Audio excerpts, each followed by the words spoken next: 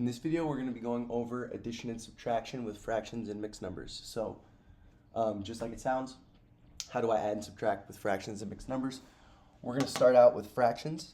We're going to start with a pretty simple example to make sure we conceptually understand what's going on in this process when we do addition or subtraction with fractions. Okay, so let's start with the example of 1/2 plus 1/4.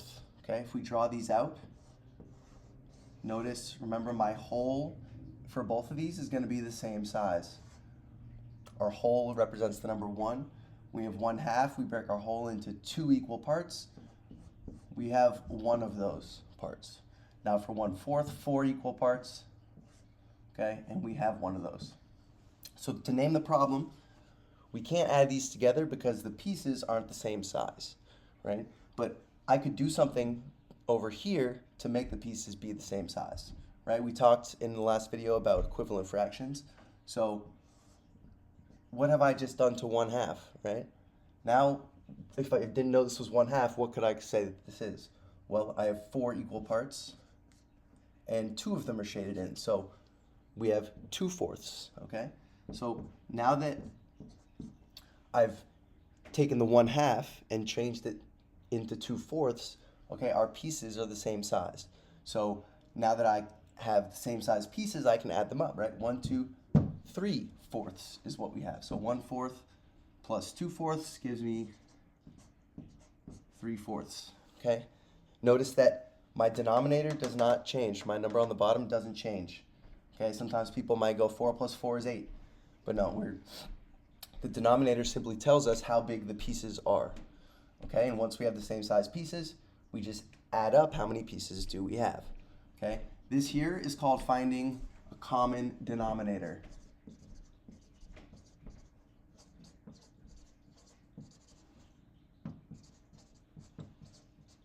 Okay, and all that means is that we have the same size pieces.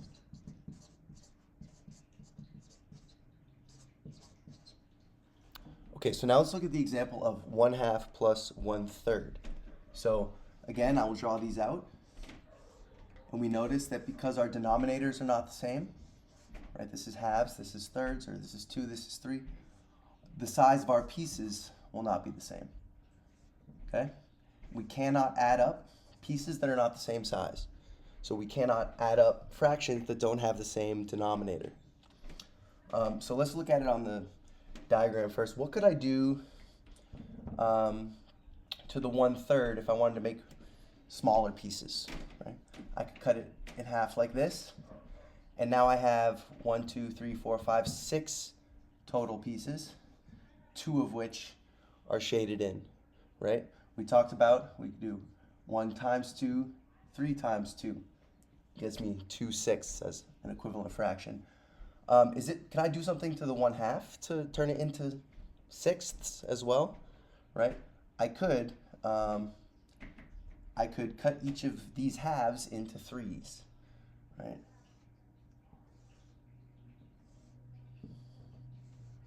And I'm realizing that instead of drawing across here, I should have just gone straight down to make this 6 pieces, okay, to be clearer. That way our pieces have the same shape, right? It's easier to see that they're the same size. So this now becomes 1, 2, 3 pieces out of 6 equal parts. Okay, so we found our common denominator of 6, and now that we have this common denominator, 3 plus 2 gives me 5. So 3/6 plus 2/6 is 5/6. Okay, so obviously we're not going to draw these diagrams out every time. So when I see a problem like 1/2 plus 1/3, what am I looking for to figure out what this common denominator could be? Okay, and what we're looking for is what's called our least common multiple, or the LCM. Okay, remember, multiples are the numbers that we hit when we count by a number. So we're going to think of, because our 2 original denominators are 2 and 3, we're going to think about the multiples of 2, right? My 2 times tables, 2, 4, 6, 8, 10, 12, on and on. And then we'll think of my 3 times tables, 3, so 3, 6, 9, 12, 15, okay? And what we're looking for is numbers that are multiples of both 2 and 3, so numbers that I see on both of these lists. Okay, we actually see that we have two common multiples, 12 and 6. Now there's more, but from what I've listed out, that's all that we see.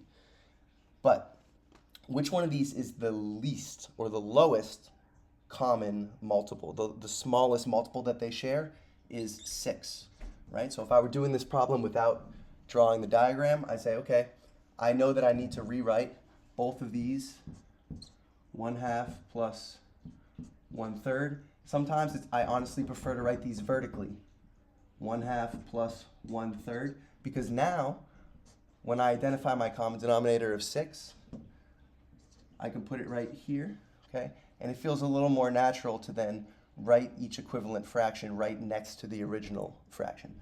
How many times did I have to count by 2 to get to 6? Or what did I multiply 2 by to get to 6? 3. So 1 times 3 gets me 3/6, right? 3 times 2, 1 times 2 gets me 2. Okay, and then 3/6 plus 2/6 give me 5/6. So let's take a look at another problem here. We have 3/4 plus 1/6. So remember that we need to have a common denominator. We need the denominator here to be the same. In order to figure out what the common denominator is going to be, let's think of our 4 times tables and our 6 times tables. 4, 8, 12, 16, 20, 24.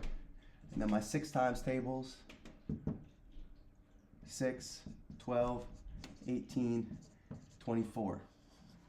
Okay, so if we look here, we see just from the list of multiples we have, there's 2 common multiples. But which one is the least common multiple?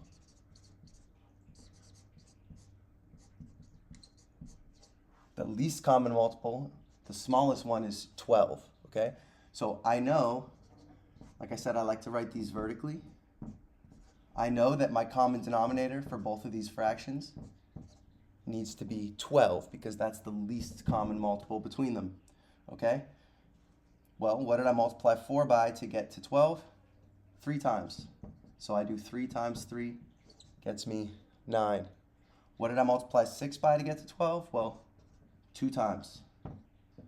Okay, so 1 times 2 gets me 2. Now that we have the same denominator, now that our pieces are the same size, we can just add up our pieces. 9/12 plus 2/12 would give me 11/12. Okay, we're going to look at one more example of just adding up 2 fractions. So, what are our denominators? 6 and 8. So we're going to think of our 6 times tables and our 8 times tables. 6, 12, 18, 24, 8, 16, 24. Now once I find my least common multiple, I don't need to keep going. Okay? So I know that I'm going to write an equivalent fraction for each of these with the denominator now of 24. Okay? I had to do 8 times 3 to get 24, so I do 7 times 3 gets me 21. 6 times 4 gets me 24, so 5 times 4 gets me 20. Now that I have gotten common denominators, I can add up my pieces. 20 plus 21 is 41 24ths, okay? You might notice that this is an improper fraction. The numerator is larger than the denominator. That just means that this has a value that is greater than 1, okay? We can leave it like that, but again, we should also feel comfortable turning this into a mixed number, okay? How many groups of 24 24ths can I take away from here? Well, 41 minus 24 gets me 17, right? So if I could think about this really as a 24 24ths and 17 24ths. Okay, and what does this become? 1 whole. So this is also 1 and 17 24ths. Okay, so now we're going to look at how do we do addition with mixed numbers. So we have 2 mixed numbers, 2 and 5/9, plus 3 and 5/6. Just because it's a mixed number doesn't really change our initial process, which is to think, what is my common denominator going to be? I have 9 and 6, so I'll think about my 9 times tables and my 6 times tables. 9, 18, 27, 6, 12, 18. I don't need to keep going. I found my least common multiple, okay, 18.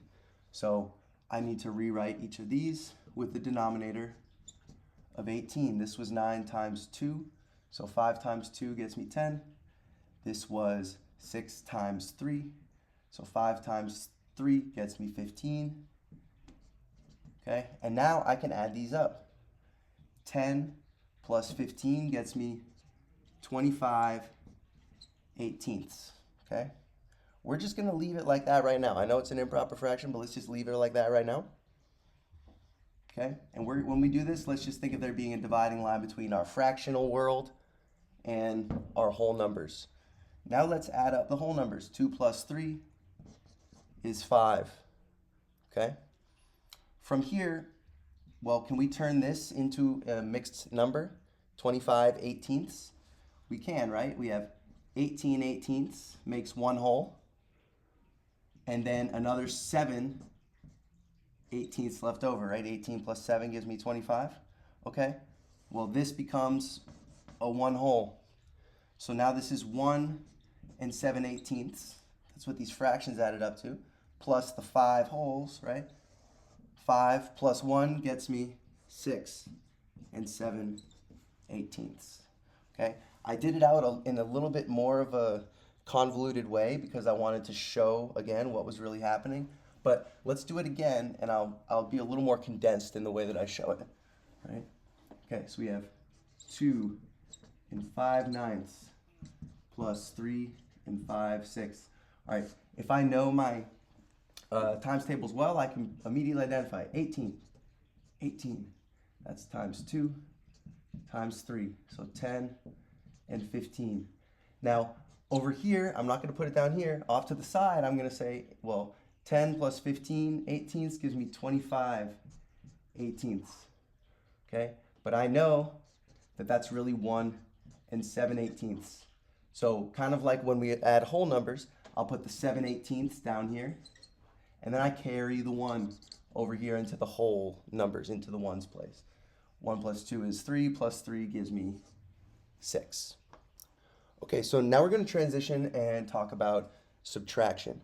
With subtraction, the rules are exactly the same. We need to find a common denominator. So just for fun, let's go ahead and do a simple subtraction problem with fractions. 3/5 minus 1/2. Okay, I need to identify a common denominator. 2, 4, 6, 8, 10, 5, 10. Here's my common denominator, 10. It's my least common multiple. This was times 5, so 1 times 5 gets me 5/10. This was times 2, so 3 times 2 gets me 6. Okay, 6 minus 5, 1/10. Where subtraction gets a little trickier is when we're dealing with mixed numbers, so that's what we're going to take a look at next.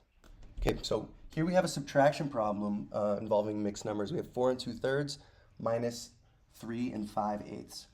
We still need common denominators. Anytime we're doing addition and subtraction with fractions or mixed numbers, we need common denominators. So think of my 3 times tables. 3, 6, 9, 12, 15, 18, 21, 24, 8, 16, 24. So here's my common denominator of 24. What did I do to 3 to get to 24? I multiplied by 8. So I do the same to my numerator. 2 times 8, 16. 8 times 3 to get to 24. So 5 times 3 is 15. 16 minus 15, or 16 24ths minus 15 24ths gives me 1 24th. And then 4 minus 3 is 1. So let's take a look at this same problem, but instead of 4 2/3, I'm going to make it 4 1/3. Okay, so let's take a look at this very similar but slightly different problem. Right now we're doing 4 1/3 minus 3 5/8 and see what new wrinkles and new challenges this brings up. So we're still going to have the same common denominator of 24. This is still times 3, so I still do 5 times 3, gets me 15. This is 3 times 8 is 24, so 1 times 8 gets me 8. Okay. Now we need to subtract 8 minus 15. But I can't do that, right? I can't take away 15 if I only have 8. So I somehow need to get more 24ths here, right? It's sort of like in whole number subtraction. What would I do if I was in this situation? 41 minus 38. I don't have enough ones here to take 8 away, right? So I need to borrow from the tens place. This becomes a 3, and this becomes an 11. Similar process here. I need more 24ths. Where can I get them from? From the 4. Okay, this is in the ones place, the whole number place. So I'm going to take one whole away. So now this becomes a 3. And this one whole, okay, is going to travel over here. And what does it turn into? It turns into 24 24ths. Remember, 24 24ths equals one whole. These two are equal to each other. Okay? I already had 8 24ths plus the 24 24ths that I'm adding to it gives me 32 24ths. So now I have enough to take away. 32 minus 15 is 17 24ths. And then 3 minus 3 is 0. And then, I don't need to put that. My answer is just 17 24ths. So we're going to take, I know this is a complicated process. We're going to take a look at 2 more examples like this before we wrap up. Okay, so here we have 33 and 1/4 minus 17 and 2/3. Well, first thing, we need common denominators. Okay? If I think of my 3 times tables and my 4 times tables, 3, 6, 9, 12, 4, 8, 12. Here's my least common multiple, aka my common denominator. So I do times 4, gets me 8, times 3, gets me 3. Okay, we found our common denominator. What's the problem? I cannot do 3 twelfths minus 8 twelfths. So I need to get more twelfths. Where can I borrow them from? From the 3. It becomes a 2. That one whole that I borrowed, right, becomes 12 twelfths. So now instead of 3 twelfths, I have 3 plus 12, 15 twelfths. Okay, I now have enough to borrow. 15 minus 8 is 7. So 15 twelfths minus 8 twelfths gives me 7 twelfths. And now we move on to the whole numbers. We know how to do whole number subtraction, right? Can I do 2 minus 7? No, so I need to borrow from the 3. From the 30 becomes a 20 or a 2. This becomes 12. 12 minus 7, 5. 2 minus 1, 1. So 15 and 7 twelfths. The last example that I want to look at is actually subtracting a fraction from just a plain old whole number. Okay, I know that this comes up quite frequently, I've heard, on the GED test. So we take the example of 8 minus 5/6. So let's go ahead and just write it vertically. 8 minus 5/6. Okay, why did I write the 5/6 over here? Because when we do this addition and subtraction with mixed numbers, right, we're sort of, again, we're lining it up by place value, and then we have our fractions, our fractional parts in the same, essentially, place value as well, right? So here, it's like 8 and 0/6, right? We can think about it as 8 and 0/6 minus 5/6. I need to get some sixths here. Where can I get them from? Well, let's take them from the 7. I'll take one whole, from the 8. Let's take one whole away from the 8. It becomes a 7, okay? That one whole that I took away turns into 6/6. So now instead of 0/6 here, we have 6/6. 6/6 minus 5/6 is 1/6. And then 7 minus nothing would give me 7. Okay, I hope that this video was helpful for you to understand how do we do addition and subtraction with fractions and mixed numbers. Reminder that the key is to think about finding our least common multiple, right? And that's the way that we can give ourselves common denominators. When we have the same denominator, it means our pieces are the same size and we can add them up easily. As always, thanks for watching, and I'll see you in the next one.